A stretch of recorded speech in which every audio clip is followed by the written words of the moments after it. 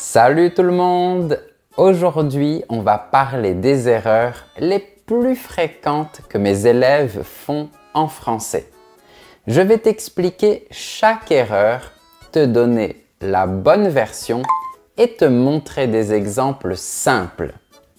Avant de commencer, n'oublie pas de t'abonner et d'activer la cloche pour ne rien rater.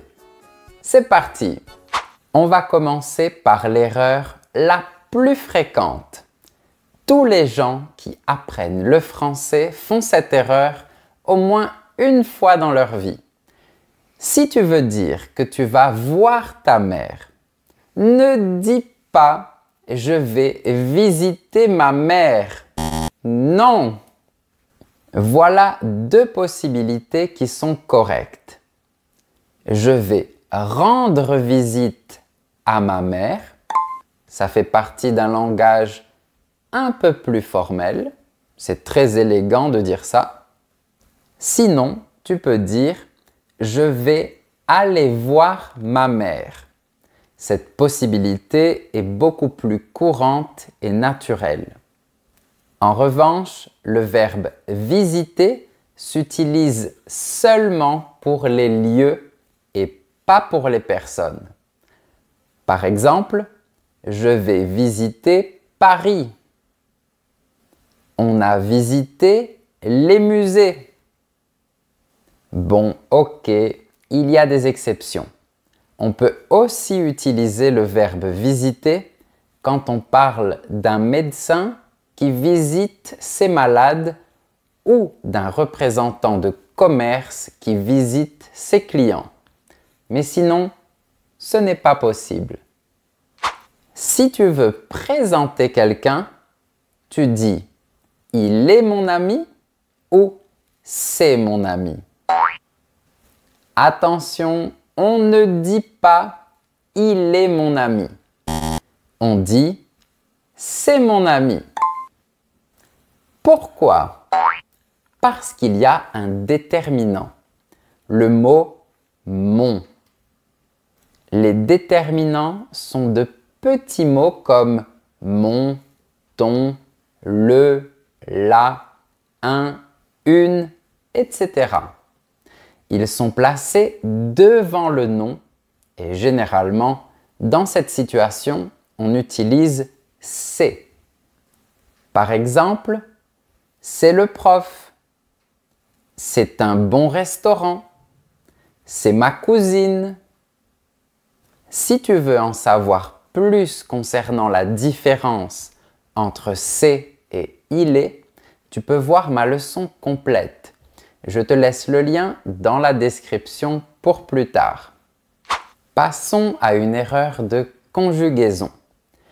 Si on veut conjuguer le verbe étudier au présent, on ne peut pas dire « j'étude le français ». Le radical du verbe étudier est étudie. Donc, il ne faut pas oublier la lettre I. On dit j'étudie le français. Voilà la conjugaison de ce verbe au présent. Fais attention à la prononciation. J'étudie, tu étudies, il, elle, on étudie, nous étudions, vous étudiez, ils étudient, elles étudient.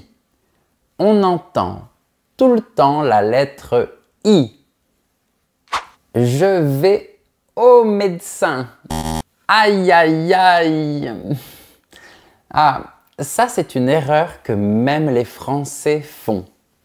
Mais avec les professionnels, on utilise la préposition « chez » et pas « à » ou « au ».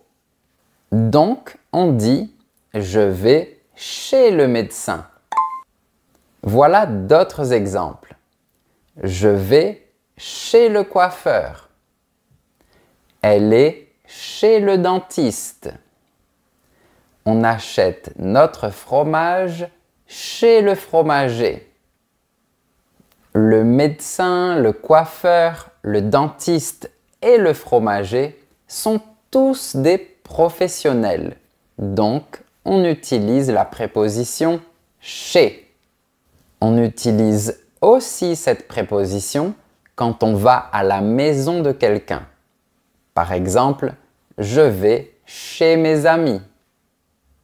Cette préposition est aussi très utile quand on parle d'une caractéristique d'une personne. Par exemple, ce que j'aime chez toi, c'est ton sourire. Je ne fais pas ça. Je n'ai fait pas ça. J'ai ne pas fait ça. Ces trois phrases ne sont pas correctes. Ah, la négation. Tu ne sais jamais où mettre les mots ne et pas. Je vais t'aider. La bonne structure est je n'ai pas fait ça. En français, généralement, on met le mot ne juste après le sujet et le mot pas juste après le premier verbe. Par exemple, je ne comprends pas. Elle n'est pas venue. Nous n'avions pas terminé. Il n'aurait pas dû faire ça. En parlant de la négation, voilà une autre erreur très fréquente. Je n'ai pas vu personne. En français, quand on veut faire une négation avec le mot personne, on ne peut pas utiliser le mot pas. Ça fait trop de négation et les Français ne vont pas comprendre ta phrase. Tu dois dire je n'ai vu personne. Le mot pas disparaît car il est remplacé par le mot personne qui représente la négation. Attention à un petit détail. Remarque que le mot personne, comme négation, ne se place pas après le premier verbe. Dans notre phrase, il se place après tous les verbes. Je n'ai vu personne. Avant de continuer, si tu penses que cette vidéo est utile pour ton apprentissage, mets un j'aime pour me le montrer. C'est reparti. Ne dis pas « j'ai beaucoup des amis ». Cette erreur aussi est très fréquente. Quand on parle d'une quantité, on ne peut pas employer le mot « des », même si le nom qui est après est au pluriel. On utilise « de » et pas « des ». Donc, on dit « j'ai beaucoup d'amis ». Et comme le mot « ami » commence par une voyelle, le mot « de » devient « des ». Voilà d'autres exemples. Elle connaît plus de personnes que moi. J'ai trop de projets à réaliser. Attention à deux petites exceptions. Le mot « plusieurs » et le mot « quelques ». Ce sont des adjectifs et donc, avec eux, ce n'est pas nécessaire d'utiliser la préposition « de ». Par exemple, elle connaît plusieurs personnes. J'ai quelques projets à réaliser. Une autre erreur, c'est de dire « on se retrouve à demain ». Ici, il y a un petit mot en trop. C'est la préposition « à ». En fait, on doit tout simplement dire « on se retrouve demain ». Tu peux aussi dire « à demain » quand tu dis au revoir à quelqu'un. Mais attention, on ne met pas la préposition « à » dans une phrase complète. Par exemple, on se voit demain. Les enfants reprennent l'école demain. Demain, j'irai au cinéma. Ne dis pas « je suis bien » si tu veux dire que tu vas bien. Ce n'est pas très naturel en français. Tu dois dire « je vais bien » ou simplement « ça va ». Ça veut dire que tu es en bonne santé ou que tu n'as pas de problème. Si tu dis « je suis bien », ça donne l'impression que tu es à l'aise, que tu es confortablement installé à un endroit. Par exemple, « je suis bien dans ce fauteuil ». Ça veut dire que je suis à l'aise dans ce fauteuil. Je me suis déménagé, ce n'est pas correct. Le verbe déménager n'est pas pronominal, donc il n'y a pas de pronom. De plus, il ne se conjugue pas avec le verbe auxiliaire être. On dit simplement j'ai déménagé. C'est l'auxiliaire avoir. Par exemple, j'ai déménagé parce que mon appartement était trop petit. Ils ont déménagé le mois dernier. Voyons une erreur un peu plus subtile. Très souvent, les élèves qui apprennent les adjectifs possessifs ont du mal à distinguer la différence entre ses amis et leurs amis. Je vais t'expliquer ça simplement. Ses amis égale les amis d'une seule personne. Leurs amis égale les amis de plusieurs personnes.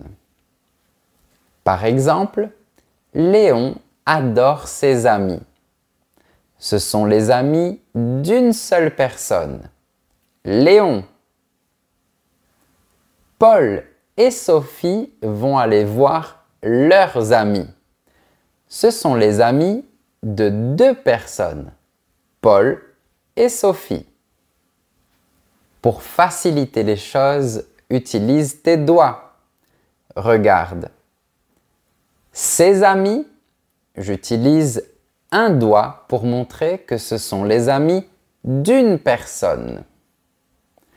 Leurs amis, j'utilise plusieurs doigts pour montrer que ce sont les amis de plusieurs personnes. Confondre numéros, nombres et chiffres. Dans la plupart des langues, il y a seulement un mot, mais en français, on en a 3. Génial, mais du coup, c'est moins facile. On va résumer l'utilisation de ces 3 mots. Un nombre, c'est une quantité. C'est quand on peut compter et faire des calculs. Par exemple, quel est le nombre de mois dans l'année? 12. Les chiffres correspondent seulement à 0, 1, 2, 3, 4, 5, 6, 7, 8 et 9. Ils sont comme les lettres qui forment les nombres. Par exemple, le nombre 369 contient 3 chiffres, 3, 6 et 9. On utilise aussi le mot chiffre pour parler des statistiques. Par exemple, les chiffres du tourisme en France sont excellents. En effet, la France est la première destination touristique au monde. Enfin, un numéro n'a rien à voir avec les calculs ou les statistiques. Il sert à identifier. C'est comme un code. On a par exemple le numéro de téléphone, le numéro d'appartement, le numéro de plaque d'immatriculation de la voiture, etc. Voilà une phrase. Elle habite dans cette rue au numéro 36. Maintenant, une erreur de prononciation. À la troisième personne du pluriel de l'indicatif présent, presque tous les verbes se terminent par ENT. Mais on ne doit jamais prononcer cette terminaison. Donc, on dira « il parle » et pas « il parlant ». Elle mange et pas « elle mangeant ». Je pense que cette erreur est commise à cause des adverbes qui se terminent par les lettres ENT. Avec les adverbes, c'est vrai qu'on doit prononcer cette terminaison en ENT. Par exemple, fréquemment, souvent, évidemment, calmement, etc.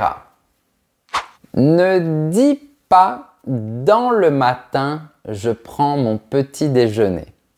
Ça, je l'entends souvent. Mais c'est faux. On ne dit pas dans le matin. On dit simplement le matin, je prends mon petit déjeuner. Il se passe la même chose pour le soir. Par exemple, le soir, je regarde le journal à la télé. Une erreur facile à corriger pour terminer. On écrit bonjour en un mot ou en deux mots? Beaucoup de personnes écrivent bonjour en deux mots. Mais non, il faut écrire bonjour en un seul mot, comme ça. C'est une formule de politesse pour saluer le matin ou dans la journée. Le soir, on dira bonsoir en un seul mot également. Attention à ne pas les confondre avec bonne journée et bonne soirée qui sont utilisés quand on dit au revoir à quelqu'un. Dans ce cas, il y a deux mots à chaque fois. Et voilà, tu connais maintenant les 15 erreurs les plus fréquentes en français et tu sais comment les éviter. Parmi ces erreurs, est-ce qu'il y en a une que tu fais souvent? Dis-moi ça en commentaire. Tu peux voir la transcription de cette leçon sur mon site professeurfrançais.com. Le lien exact est dans la description où tu trouveras aussi d'autres possibilités pour progresser encore plus en français.